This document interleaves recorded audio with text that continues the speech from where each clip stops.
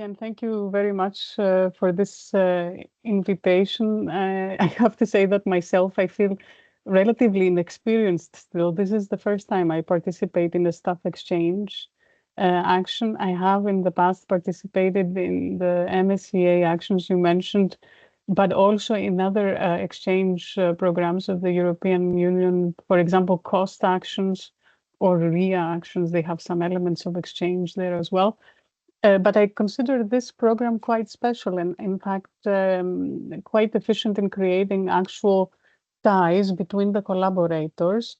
And this is a bit of the experience I want to describe. Our specific staff exchange action initiated more than, I think, 18 months ago, so we're almost now mid-project. And as all of these actions, it had a quite specific research goal, which we somehow framed under the overall name of ReCharged, meaning to explain the regeneration of infrastructure, but also the name of our objectives, which we collected under this acronym ETHZ, which represents the overall vision for creating assets of our society, referring to transportation and energy assets and lifelines that are somehow interdependent yet autonomously managed in an efficient manner. So this kind of action initiated with a common research vision that is very concrete, in my opinion, more concrete than the cost actions that I have participated in the past, which tend to have a more broad horizon. They try to create networks and societies under an umbrella that is quite inclusive.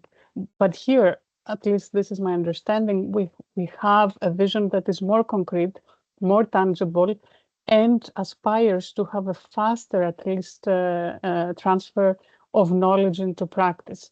And this is also the reason why the participants in this network, which are several, they represent entities across both the academics and the industrial domain, but also authorities, so operators, for example, in this case of infrastructure networks, they come from different domains that are related to this field.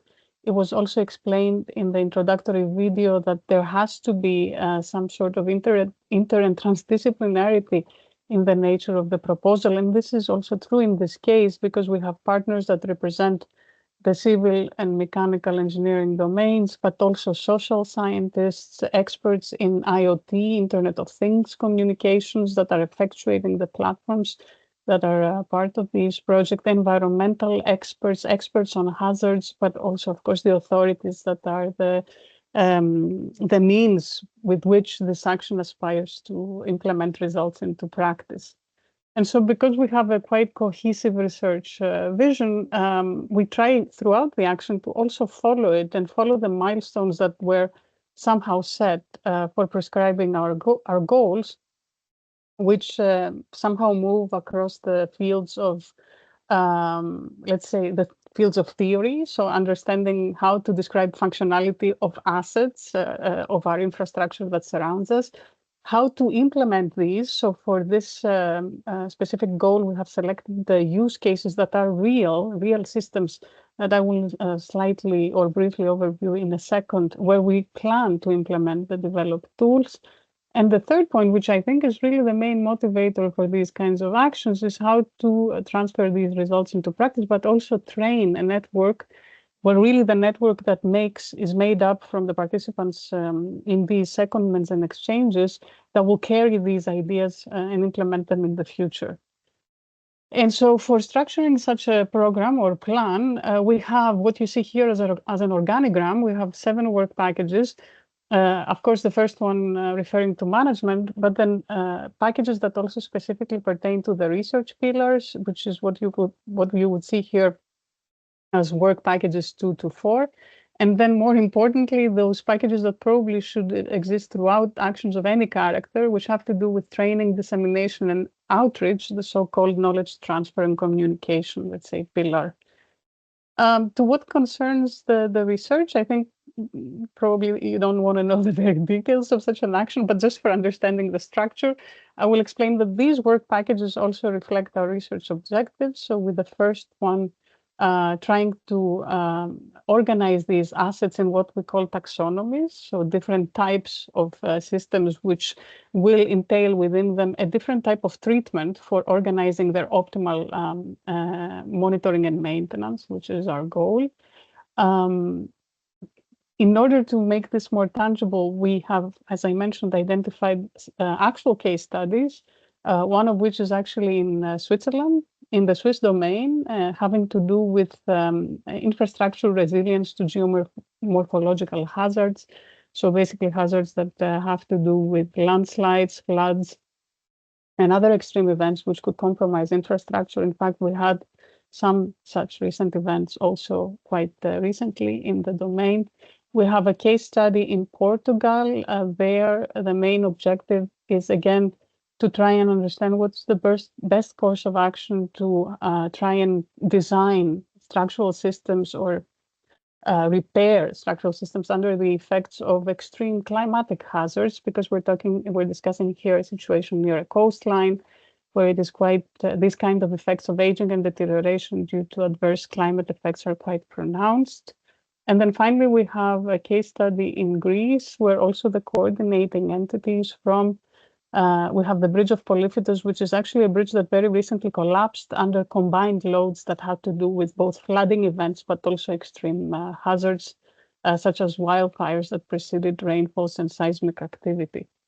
So for us, it was key to choose these kinds of use cases because they also drive the research and they give us a goal that explains how the work can actually come to fruition in a way that is more than mere, meetings and making up theoretical frameworks. Here we have to show how these can be implemented.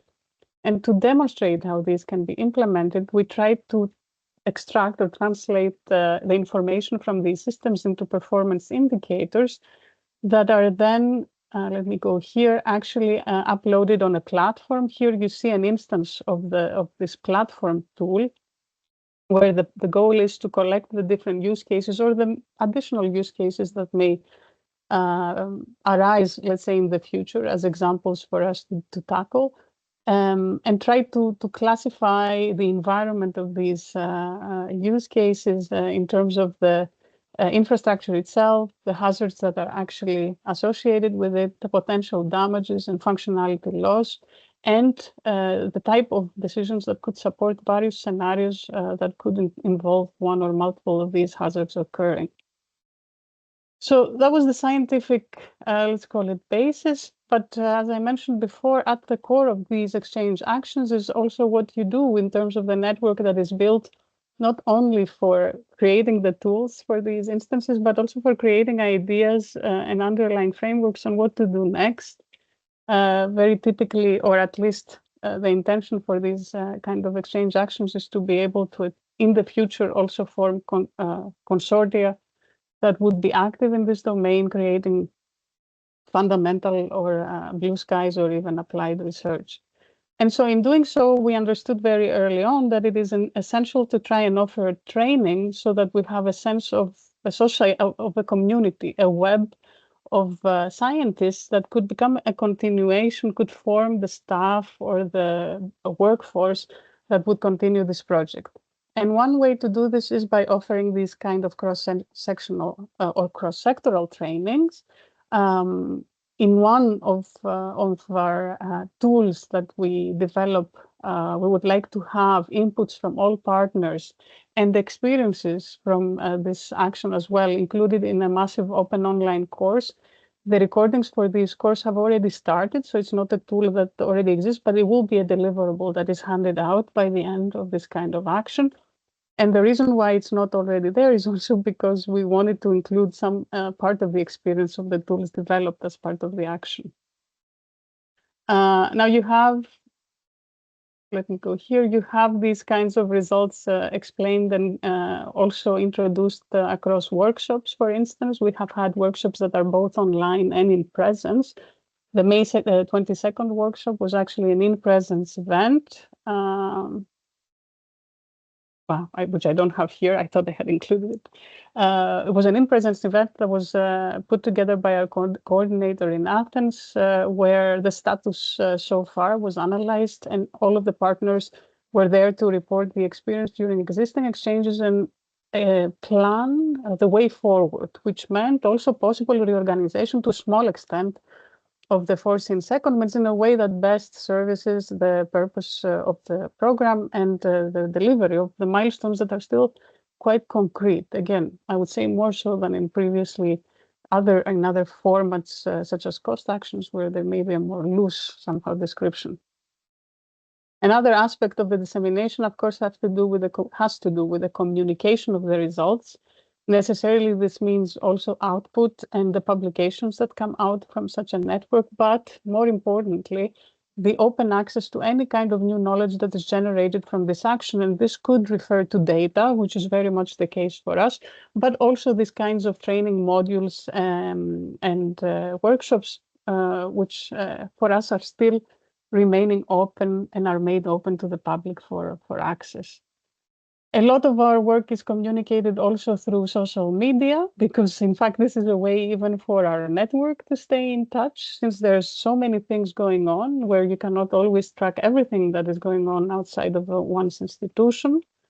Just to show you a bit on what this means, I have collected here my experience as a participant on the side of Switzerland, so from ETH Zurich, in terms of these so-called secondments, which are basically these stays of the researchers. And I will show you here a slide or a sneak peek into the secondment implementation plan. It was already explained that these secondments is essentially what is linked to the budget that you have claimed or received. This applies for all of the participating partners. They are attached to the visiting stay of the researcher, and they are a top-up to their salary. And they're also a parameter that is being monitored.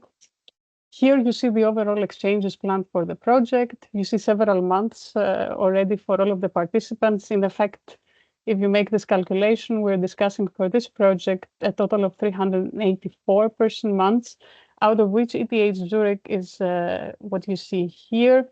You see both the incoming and outgoing secondments. And so here on the left is the outgoing partner, and here you would see the host. At ETH Zurich, of course, we serve in both ways. We both host researchers as well as send researchers out. In terms of hosting, in our case for this project, we had a total of, and still have a total of 36 person months, where we have already seconded different types of researchers from institutions across this network, including Technalia, the University of Birmingham, and GREED, but also the University of Torino. So, excuse me, actually here you see the months that we have to spend to others. So it also is the other way around. You see here the institutions where we are expected to send our staff to. We have already executed a large portion of these secondments. Of course, we have still a lot more to go. In this case, you see Marcos, who's a senior postdoc in our group that was visiting Technalia, one of our Spanish partners, as part of his stay for 3 months.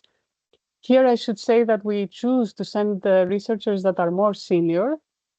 And we do this because, as explained, this kind of activity should be a top-up to their salary. In fact, for the case of Marcus, this is a researcher who has a reduced contract, and somehow for us, this is also, in a sense, convenient when the person is willing to do this kind of a stay, because, of course, they also have their own percentage that they need to fulfill. They have their own running projects. And so one has to take into account that while executing these secondments, they devote themselves to these projects, and it should be that they also have the time to allot for effectively, spending this kind of research effort. We have had the pleasure to host researchers, as I already mentioned. For example, Grid Engineers, which is a Greek partner and coordinator. You see here some snapshots from their stay, which involve both academic exchange, but also some social exchanges, which is perhaps one of the major and quite important portions of this kind of exchange. We have had researchers from the University of Birmingham already for some part of their stay, and we still expect more to be conducted, and also Politecnico di Torino, and in fact, Technalia, where you see Ana Fernandez Navamuel spending her stay also with our group during the previous year, and we expect Anna to return again for a short 2-month stay in 2025 for following up on the work we initiated together as part of the ReCharged project. I think with this, maybe I can ask Isabel if I have a bit more time, or I should try to wrap up because I'm not sure I have exceeded my allotment here. I think you can go on for maybe 4 minutes. Okay, 5 yes. minutes. Yes, I I think we don't still have have time. that much We don't more. have so many questions yet in the chat, so please Okay. go ahead. It's very interesting. Thank you very much. Then, having described a bit of the experience in the secondments, and again, you have to also, I have to again say that it's our first time, right? And it's a complicated program, so a lot of things have had to be learned, and we're still not certain we're doing everything correctly. Of course, Isabel is here for addressing these kinds of queries. It was difficult in the beginning to get into the groove of understanding how to execute these secondments. But once the first researchers are sent out and the first researchers are hosted, it becomes a lot easier to understand the procedure, which is, of course, every time different for every institution. But in terms of the administrative details, is very, very similar, which makes things a bit easier. Even though you have these separate costs, you have to understand how to handle per person and so forth. Now, in terms of the overall dissemination and communication of the action, I included here a few slides because I think this is probably what is more of the all-encompassing part, where we don't focus on the specific research and the specific domain, but what these programs should actually involve for showing the results to the public. And I already said or explained that for us, this has included certainly workshops, both on-site, meaning in presence, as well as virtual events, where it was important to involve participants from diverse and different backgrounds, including researchers, practitioners and network managers, owners in the sense of those who are the authorities, those who are actually, they have access to the assets that we're interested in supporting or are operating these assets and have access to the decisions that could actually implement the tools that we develop. So involvement of legislators, which you also see here, is quite important in this specific action. And we try to, through the series of workshops, also make the way towards standardization, towards creating standards and tangible result out of the action. Of course, a lot of these things are best done in presence, but when we're discussing such a huge network, there's also value to the online events because it is something that can ensure a frequent, somehow touching base with your colleagues, understanding what is going on, but also offering something that is open to the very broad and general public, because on-site events are excellent for collaboration and maybe creating ties to the local authorities, but it doesn't ensure a massive participation, which is oftentimes something you wish to do when regulating such an action that goes across, countries across different participants in the European landscape.